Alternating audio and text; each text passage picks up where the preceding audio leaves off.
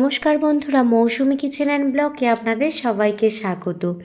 আগের দিন আপনাদের সাথে শেয়ার করেছিলাম যে দীঘা আমরা কিভাবে এলাম, সেই জার্নিটা পুরোটা আপনাদের সাথে শেয়ার করেছি। এটা যদি আপনারা দেখে না থাকেন প্লিজ দেখে নিন। অবশেষে সমস্ত ভোগান্তির পর আমরা কিন্তু দীঘার হোটেলে পৌঁছে গিয়েছিলাম, আর এখানে আমি ভিডিওটা শেষ করেছিলাম। দেখুন সি ভিউ, এই হোটেলটাতেই আমরা ছিলাম। হোটেলের ভিতর রুমটা কেমন ছিল সেটাও আপনাদের সাথে শেয়ার করব। তো দেখুন হোটেলটা দেখতে কিন্তু খুবই অপূর্ব। আর এরপর আমরা হোটেলের মধ্যে প্রবেশ করছি।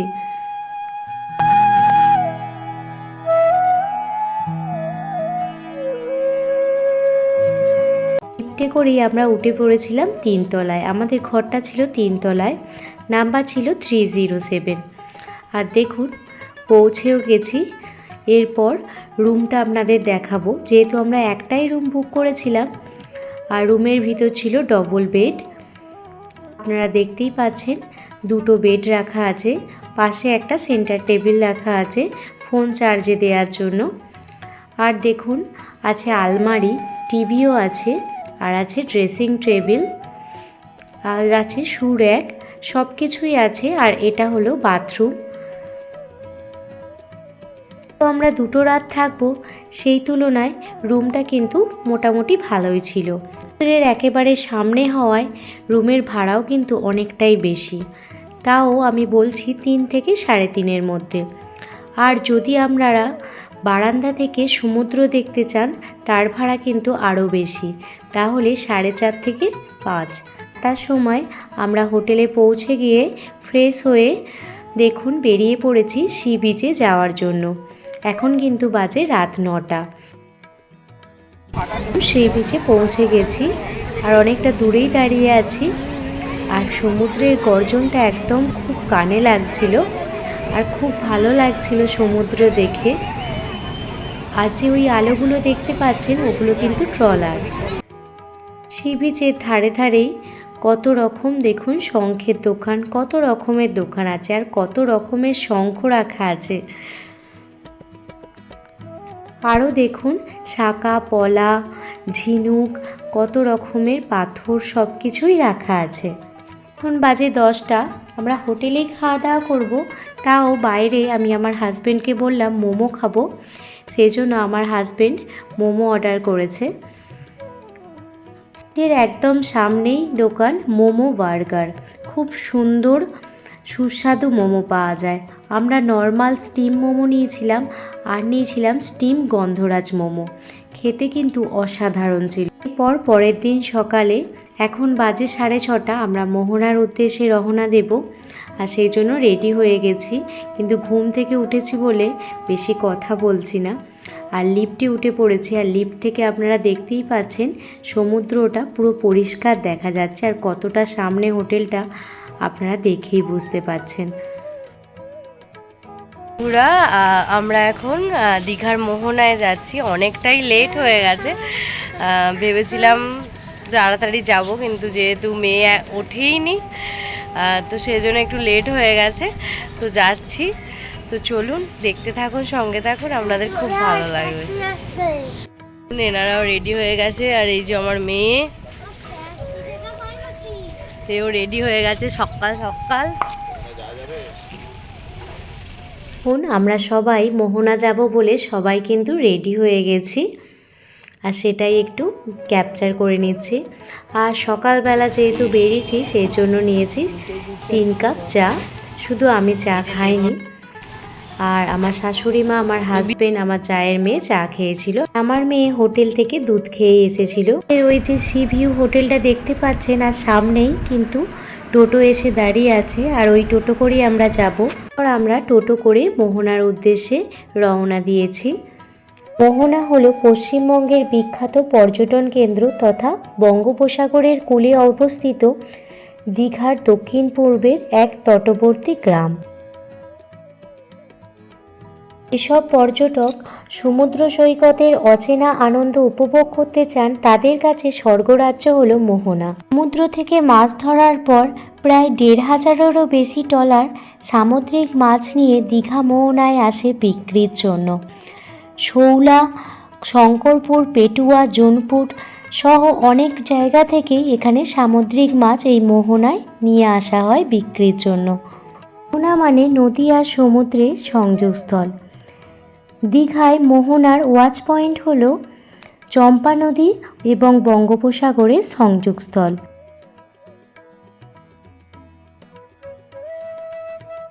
মোহনায় যদি ভোরের দিকে সূর্যোদয়ের সময় আসা হয়, সেই দৃশ্যগুলো দেখতে কিন্তু খুবই সুন্দর লাগে। বেরোতে অনেকটাই দেরি হয়ে গিয়েছিল, কারণ আমরা যখন আগের বার এসেছিলাম তখন ভোর 5টার সময় আমরা মোহনাতে পৌঁছে গিয়েছিলাম। মোহনা পৌঁছানোর আগের মুহূর্তে আমরা দেখুন টোটো করে যে যাচ্ছি, আর পাশেই দেখতে পাচ্ছেন সমুদ্র। আর এই সড়কটার নাম হচ্ছে মেরিন ড্রাইভ সড়ক। অপূর্ব দৃশ্য, তাই না? আমরা টোটো করে যাচ্ছি আর ওই দূরে দেখা যাচ্ছে সমুদ্র। কি অসাধারণ যে লাগছে, আপনাদের কি বলবো। ফাইনালি আমরা এসে পড়েছি মোহনাতে।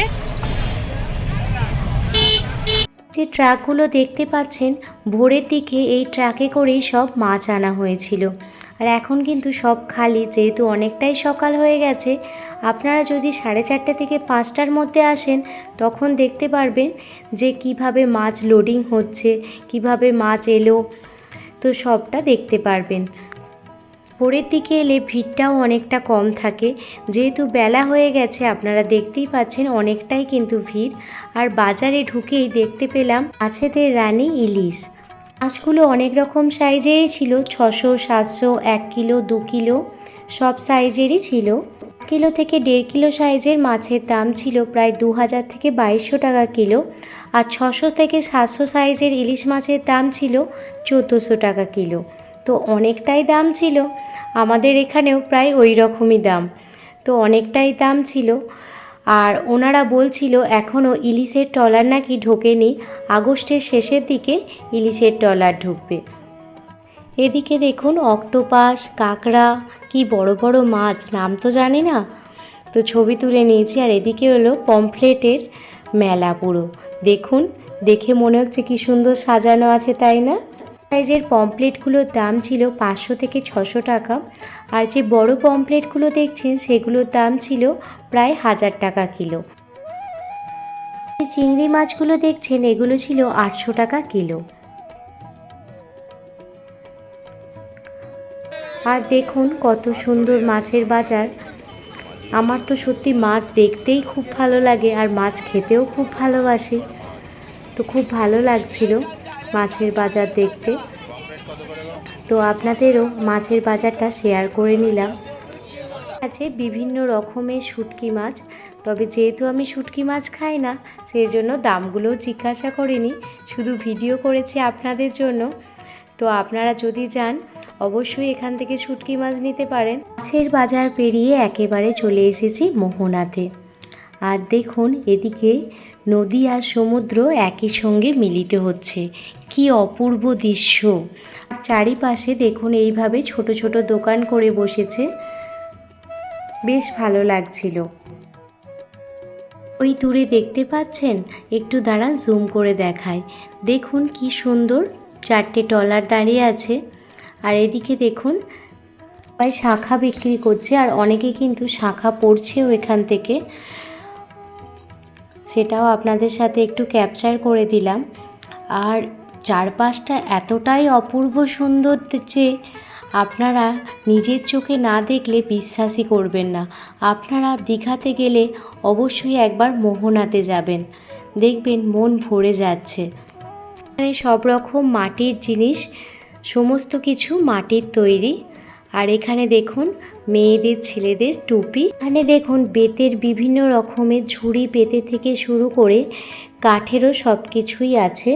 নদী আর সমুদ্রের যে সংযোগস্থল, সেটা আমার সাথে আপনারাও উপভোগ করুন।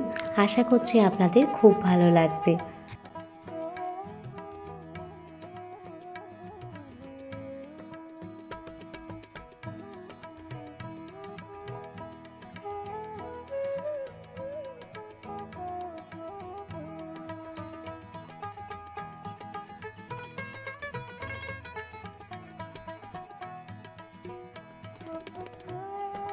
দেখছেন সমুদ্রের পাশেই ঘোড়া নিয়ে আসা হয়েছে, আর এই ঘোড়াগুলো পিঠে চাপলেই 100 টাকা করে নেবে। তারা কিছুটা দূর হেঁটে যাবে, আবার চলে আসবে।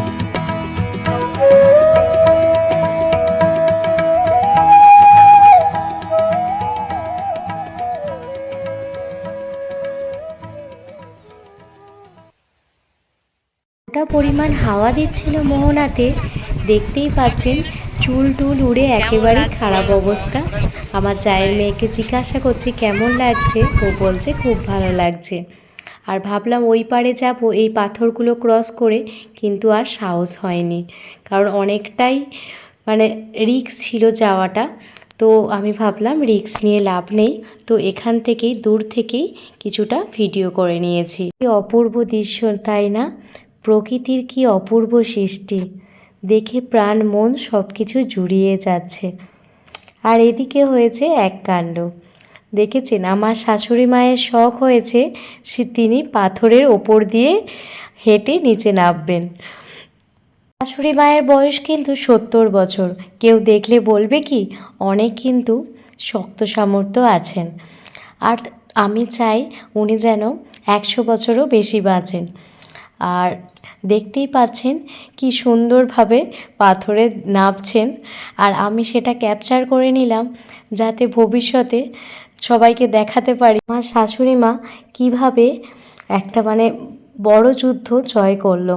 সত্যি সচরাচর এত 70 বয়সের মহিলার পক্ষে কখনোই কিন্তু সম্ভব থাকে না, কিন্তু তিনি পেরেছেন। আর সত্যি আমার খুব ভালো লেগেছে, আর সেটাই আমি ভিডিওতে সেজন্য ধরে রেখেছি।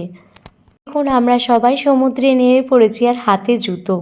কেন বলুন তো, এখানে আমরা কিন্তু স্নান করব না, যেহেতু সকালে এসেছি আমরা স্নান কিন্তু নিউ দীঘাতেই করব।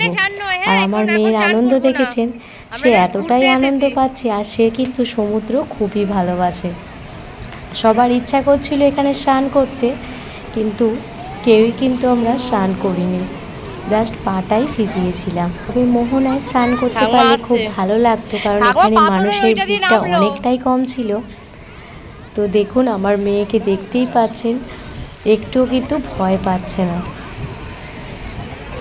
তার এই খুশি দেখে আমি আর আমার হাজবেন্ড দুজনেই কিন্তু খুব খুশি, কারণ বাচ্চা আনন্দে থাকলে সত্যি মা বাবা কিন্তু খুবই খুশি হয়। শাশুড়ি মায়েরও ইচ্ছা হচ্ছিল যে মোহনায় স্নান করবেন, কিন্তু যেহেতু চেঞ্জ করার অসুবিধা আছে সেজন্য আমরা মোহনায় শুধু জাস্ট পাটা ভিজিয়েই চলে গিয়েছিলাম হোটেলের উদ্দেশ্যে। কারণ হোটেলে গিয়ে আমাদের আবার ব্রেকফাস্ট করে তারপর নিউ দীঘার সমুদ্রে আমাদের স্নান করতে হবে। সমুদ্র আপনাদের কার কার ভালো লাগে আমাকে অবশ্যই কমেন্ট করে জানাবেন।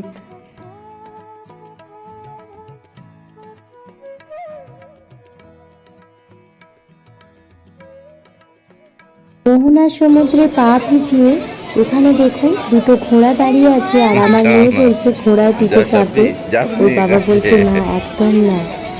এরপরেই দেখছেন আকাশ কিন্তু একেবারে কালো করে এসেছে, আর এরপর প্রচণ্ড পরিমাণে বৃষ্টি নেমেছিল। সেটা আর ক্যাপচার করা হয়নি, কারণ ছাতা ধরবো না মোবাইল ক্যামেরা ধরবো বুঝতে পারছিলাম না, এতটা জোরে বৃষ্টি এসে গিয়েছিল। একদিকটা দেখছেন কালো আর একদিকটা দেখছেন সাদা। কিন্তু বর্ষাকাল সেহেতু যখন তখনই বৃষ্টি নেমে পড়ে, তবে বৃষ্টি বেশিক্ষণ হয়নি, 10-15 মিনিট হয়েই থেমে গিয়েছিল। আর আমরা সবাই মোহনা থেকে বাড়ির পথে রওনা দেব। আর মেয়ের তখনও খেলা শেষ হয়নি, সে বলছে এখনও স্নান করবে, সে বাড়ি যাবে না। আর সেখানে প্রচুর বায়না করছিল, তারপর ওর বাবা বুঝিয়ে সুঝিয়ে তারপর নিয়ে গেছে। আমরা মোহনা থেকে হোটেলের উদ্দেশ্যে রওনা দিয়েছি, আর ওখানে ব্রেকফাস্ট করেই আমরা সমুদ্রে স্নান করতে যাব। চলুন দেখতে থাকুন। রাস্তা দিয়ে যাওয়ার সময় দীঘায় যে নতুন জগন্নাথ মন্দির তৈরি হচ্ছে সেটা একদম সামনে থেকে আপনাদের দেখিয়ে দিলাম। কেমন লাগছে মন্দিরটা অবশ্যই কমেন্টে জানাবেন। আজকের ভিডিওটা এখানেই শেষ করছি। যদি ভিডিওর কোনো অংশ ভালো লেগে থাকে প্লিজ একটি লাইক কমেন্ট শেয়ার করে আমার পাশে থাকবেন। কোনো নতুন বন্ধু আমার চ্যানেলে ভিজিট করে থাকলে প্লিজ চ্যানেলটি সাবস্ক্রাইব করে বেল নোটিফিকেশান অল করে রাখবেন, যাতে আমি কোনো রকম ভিডিও দিলে আপনারা সেটা প্রথমেই দেখতে পান। দীঘার পরের পার্টে দেখাবো কিভাবে আমরা সমুদ্রে চান করলাম আর কি কি খেলাম, সব কিছুই শেয়ার করব। ভালো থাকবেন, সুস্থ থাকবেন, সাবধানে থাকবেন। ধন্যবাদ।